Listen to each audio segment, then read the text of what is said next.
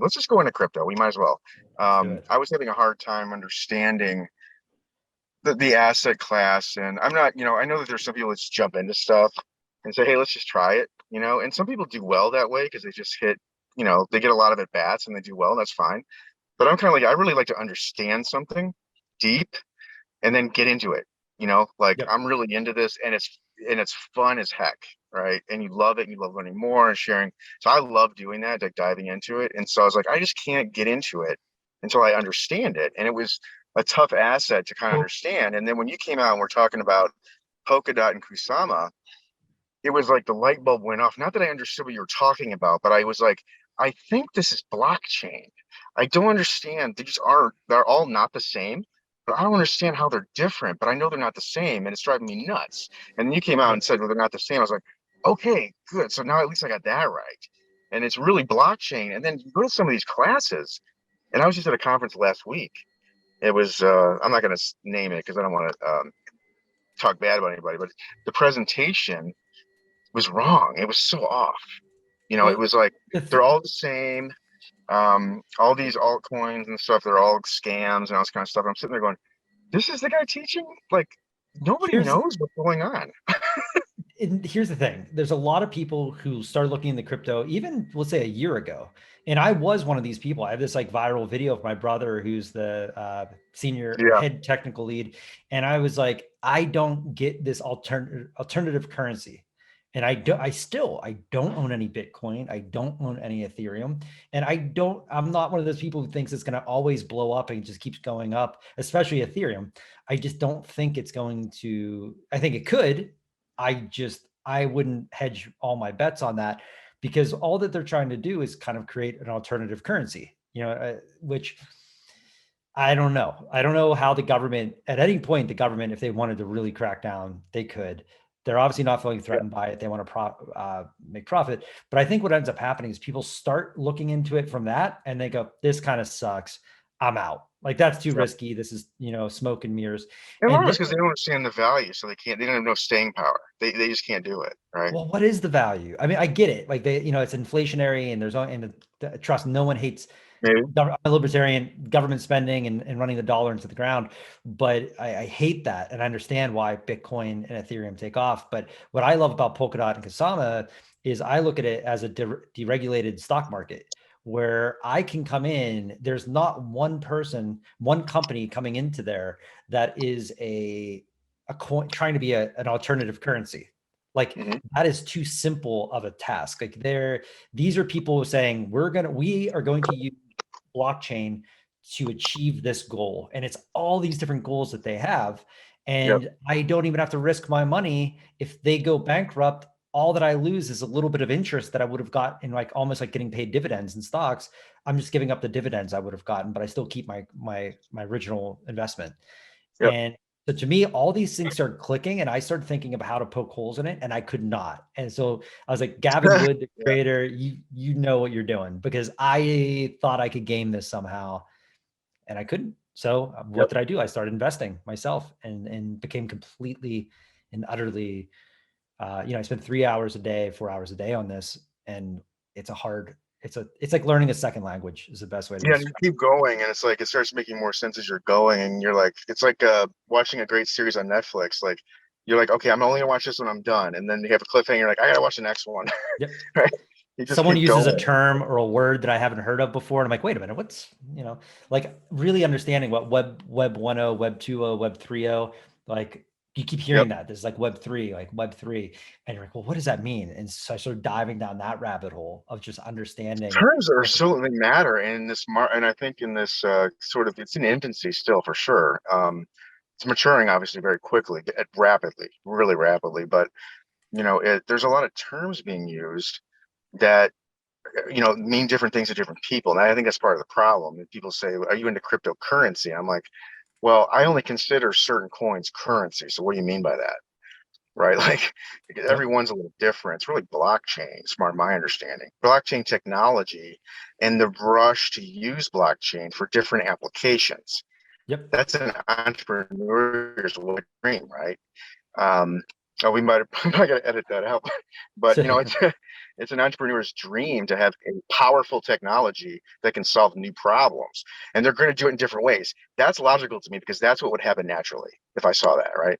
Well, yeah, and it's Um, like I know people. This sounds so cliche, and I hate to even say it when you say like, well, when the internet was created, like yeah, there's a lot of, there's a dot-com bubble burst, but there was also, if you would have invested in Amazon, eBay, yeah, Shutterfly, there's a lot of big things that came out that shaped it. And so that's kind of what a lot of us are with Polkadot and Kasama. We look at it as, okay, this is a major, major long-term play that could be, and again, you're not even doing just one company, you're diversifying into all those sub companies, all those parachains into, so there's just this opportunity there where you have your long-term conservative keeping your dot Kasama, and then you have the like almost like you're investing in a .com website that could just fly like what Moon River did. It just shot through the roof overnight, and you still kept your original investment with dot Kasama, and then you just made $5,000 a coin on top of that. yeah. And so Yeah, and there's I think that was a lot of what happened then too. It was almost like there were some people that were generalizing it and talking about the internet is the future and they were just investing in whatever came out, right? And that created a bubble. And then there were others that said it's a fad. They were wrong because they didn't understand it. They didn't understand what it was and what it would do and what the impact was. But then there were some people that were like, the internet's going to be great for this. And that's why I'm invested in Amazon.com, or why I'm invested in this social media thing, right? Because it's really going to catch on. That's why the internet can specially solve this problem or offer this service. And it wasn't just people throwing crap at the wall. And the same thing, I see the same thing. I want to be careful that I don't get too anchored in this thinking that it's the same thing, but I see the same thing in crypto where it's, look, don't look at Polkadot. Like, don't even think cryptocurrency. Just get that out of your mind. Just look Yep. at Polkadot and that's it. Don't even think about the rest of them. When you do that and you peel it back, you're like, wow, if I don't consider this cryptocurrency, this makes a hell of a lot of sense to Exactly. invest in, right? Yeah, and that's I'm 100% in. I don't do anything else really. I mean, I dabble Uh, into a few little things, but in crypto, but the overwhelming majority of what I've been investing has all been in Polkadot and Kasama, the Canary network for Polkadot, and then using the crowd loans to get involved with all these cool companies. So like, while you might be doing research, let's just say you want to get involved in crypto, which, it's the majority of people, they see the bit, SHIB and Doge and all these things go through. So they usually get attracted to that over like Bitcoin or Ethereum. And then, so these altcoins, the problem that you have there is they could be created by one person in their basement that has no interest even doing this. totally. That's, That and happened with the really, internet, man. That's the same thing in the internet bubble. Yep. there's a thing called Hex. If you ever heard of Hex, I mean, it's like a Ponzi scheme, and the guy is a legit scammer who's has a history of like selling literal like snake oil salesman oils that'll make you live forever and things like that. And he started a crypto Ponzi scheme, and there's huge names because he bought like bus advertising. He took crypto outside of the digital world and started advertising. Just give me your money, and I'll give you like 8 times back in a year or something. And it's Yep. just, anyone with half a brain would say that's so ridiculous. You know, Well, it's an um, emotional sale, right? I mean, I was actually just talking to my son about this a little earlier because he was telling me about this guy who was telling Bitcoin's gonna go up, and he told me, he was pitching Bitcoin when it was $1, right? And so he's saying it's going to go up even more, et cetera, et cetera. I was like, well, what did why is it going to go up? Well, he just said it's going to go to the moon. Well, did he say why? No. exactly. I'm There's like, well, there's a lot of that out there, a lot of there's no snake oil. business model, and what's crazier is you can't see any of the codes. There's no value. Normally it's a marketing campaign that gets people excited about this.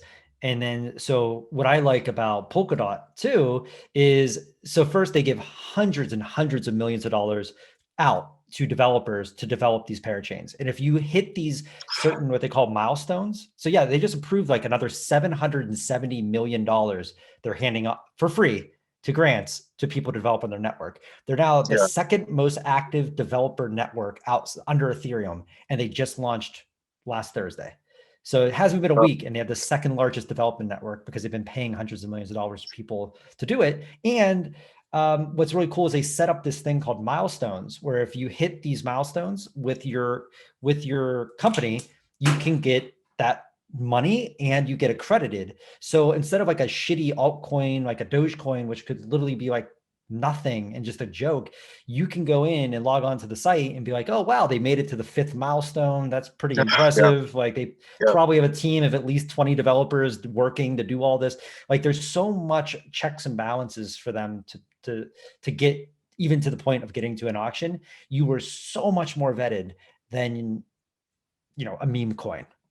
totally, totally. And then you see, so there's a lot of excitement around just the crypto in general, right? But it's all because of speculation and this and that. But when you look at, you peel it back a little bit, look between the lines, you're like, don't look at the excited people that are speculating.